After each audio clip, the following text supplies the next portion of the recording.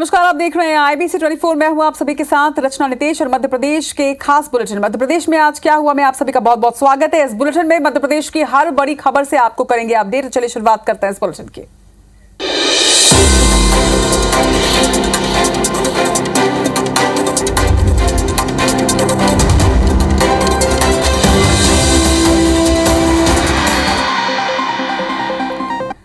सबसे पहले बात करेंगे कर्नाटक चुनाव और उसके नतीजों की। कर्नाटक चुनाव के नतीजे का मध्य प्रदेश में असर नजर आ रहा है। कांग्रेस फ्रंट फुट पर है तो वहीं बीजेपी नए सिरे से पूरी स्ट्रैटेजी प्लान कर रही है। इस पर एक रिपोर्ट देखिए। कर्नाटक में कांग्रेस की जीत ने बीजेपी के लिए अलार्म बजा दिया है। बीजेपी कर्नाटक के फैसले के बाद सतर्क हो गई है। बीजेपी ने 19 मई को कोर ग्रुप की बैठक बुलाई है। बैठक में सीएम शिवराज सिंह चौहान, प्रदेश अध्यक्ष वी डी शर्मा, सिंधिया समेत दूसरे दिग्गज नेता शामिल होंगे और आगामी चुनाव की रणनीति पर मंथन होगा। हालांकि बीजेपी मजबूत संगठन के बल पर चुनाव में जीत हासिल करने का दावा कर रही है। हमारी रणनीति कांग्रेस को चारों खाने चित्त करने वाली है।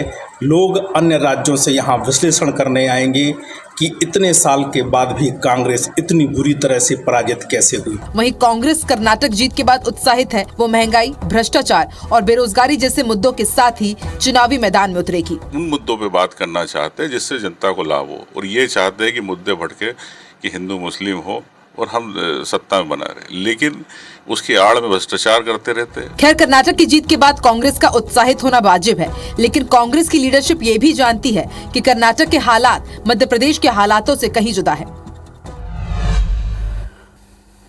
राजधानी भोपाल में जाट समाज ने 14 सूत्री मांगों को लेकर राजनीतिक दलों को अपनी इच्छा बता दी है। बीजेपी कांग्रेस दोनों ही दल समाज को उनके साथ होने का दावा कर रहे हैं, मगर यह देखना होगा कि आगामी चुनाव में कौन सा दल उनकी मांगों पर खरा उतरता है।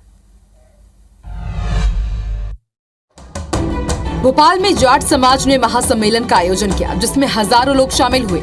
सम्मेलन में सीएम शिवराज सिंह चौहान समेत दूसरे बीजेपी नेताओं ने भी शिरकत की। इस दौरान सीएम शिवराज ने जाट समाज की तारीफ करते हुए उन्हें वीर महापुरुष बताया। साथ ही कहा कि किताबों में जाट महापुरुषों का इतिहास पढ़ाया जाएगा। इतना ही नहीं, वीर तेजाजी कल्याण बोर्ड का भी गठन होगा। वहीं पीसीसी चीफ कमलनाथ भी जाट महासम्मेलन में शामिल हुए।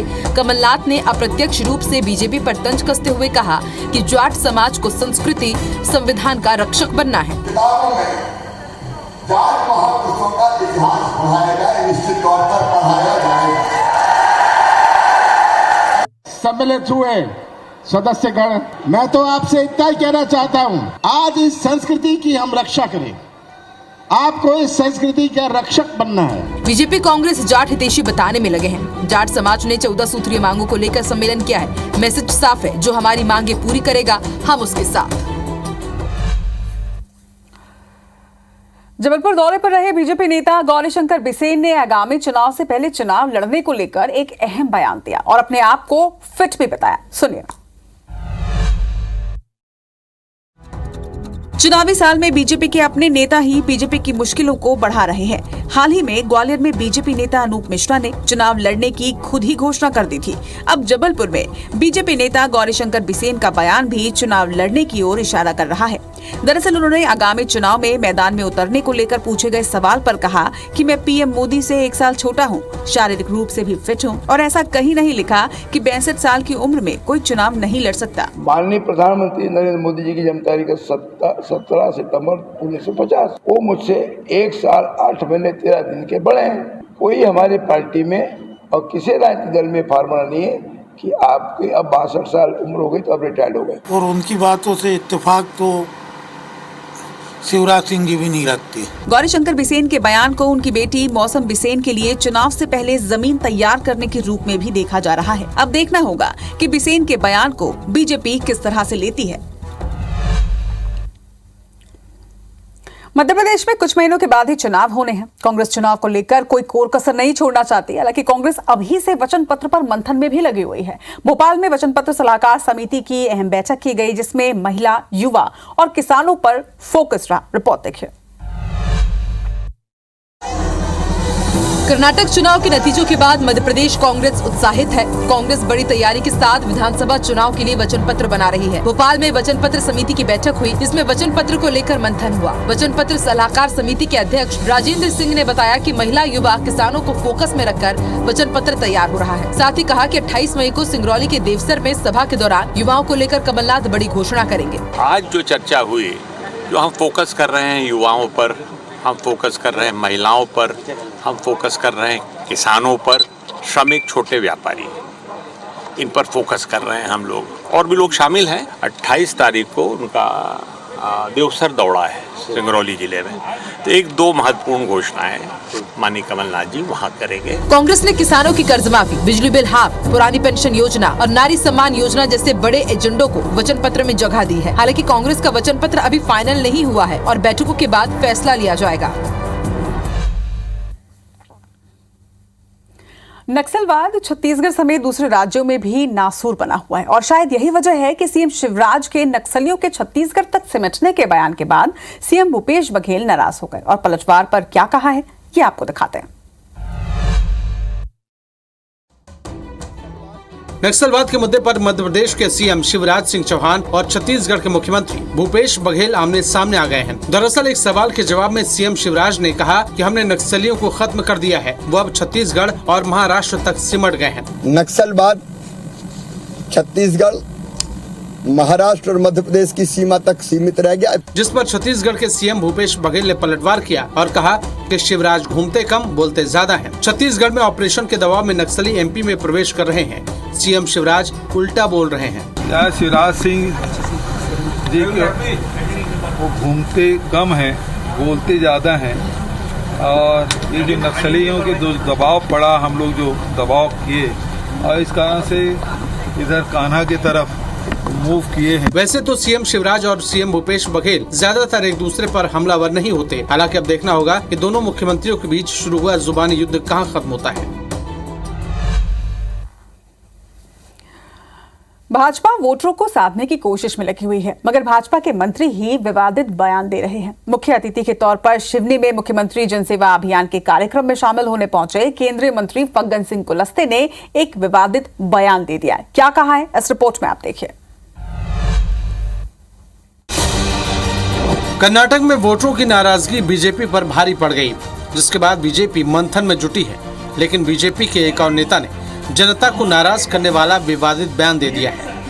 केंद्रीय मंत्री फग्गन सिंह कुलस्ते ने मुख्यमंत्री जन सेवा अभियान के कार्यक्रम के दौरान कहा कि हमें 6 मतदान केंद्र जीतने हैं, बाकी के 3 चूल्हे में जाएं। 6 मतदान केंद्र ईमानदारी के साथ जीतना चाहिए। चूल्हे में जाए नागा देवरी, आपका गरगड़ा और दूमा। हमारा ये बधा, ये जो शक्ति केंद्र है, 6 मतदान केंद्र की ठेकेदारी। आगामी चुनाव को लेकर बीजेपी फूंक फूंक कर कदम रख रही है और वोटरों को लुभाने के लिए कई तरह के ऐलान किए जा रहे हैं। सीएम शिवराज सिंह चौहान खुद जगह जगह जाकर लाडली बहना योजना का जोर शोर से प्रचार कर रहे हैं।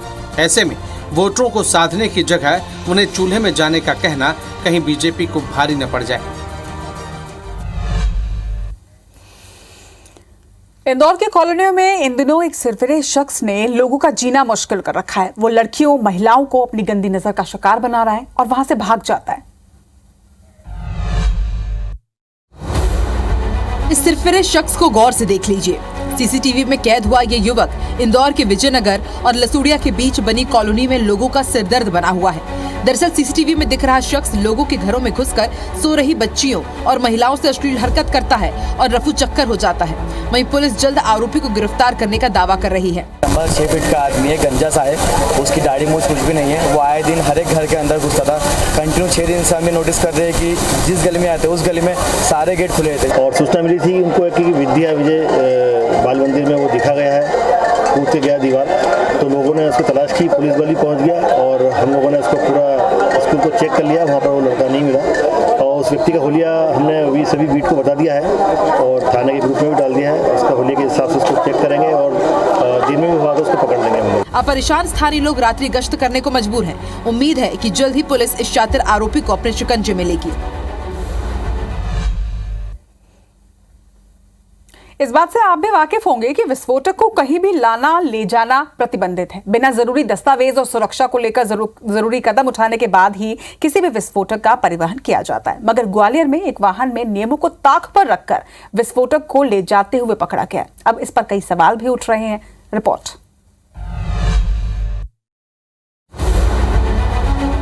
पटाखे बेचने के लिए भी लाइसेंस की जरूरत होती है, लेकिन ग्वालियर में पत्थर माफिया इस कदर बेखौफ है कि वाहन में जिलेटिन समेत दूसरी विस्फोटक सामग्री को बेधड़क ले जाते हुए पकड़ में आए। बताया जा रहा है कि गिज्जौरा थाना पुलिस ने जब एक वाहन की चेकिंग की तो उसमें करीब 5 लाख रुपए का विस्फोटक मिला। खास बात यह है कि ड्राइवर से जब दस्तावेज मांगे गए तो उसके पास कोई जवाब नहीं था। अब पुलिस ड्राइवर को अरेस्ट कर उससे पूछताछ में जुटी है। कुछ मिला के 4,82,000 का सामान जो विस्फोटक था, जिलेटिन था, उसमें DDS था, अन्य सामग्री थी जिससे विस्फोट किया जा सकता है, वो बिना किसी अधिकृत दस्तावेज के लिया जा रहा था। तो उस पर विस्फोटक अधिनियम कायम करके उसको व्यक्ति को भी गिरफ्तार किया गया है और ये कार्रवाई। विस्फोटक को पत्थर तोड़ने के लिए इस्तेमाल की बात की जा रही है, लेकिन विस्फोटक को कड़ी सुरक्षा और निगरानी में रखा जाता है जिससे हादसों से बचा जा सके। लेकिन पकड़ में आए वाहन में सरेआम विस्फोटक को ऐसे ले जाना कई सवालों को जन्म दे रहा है।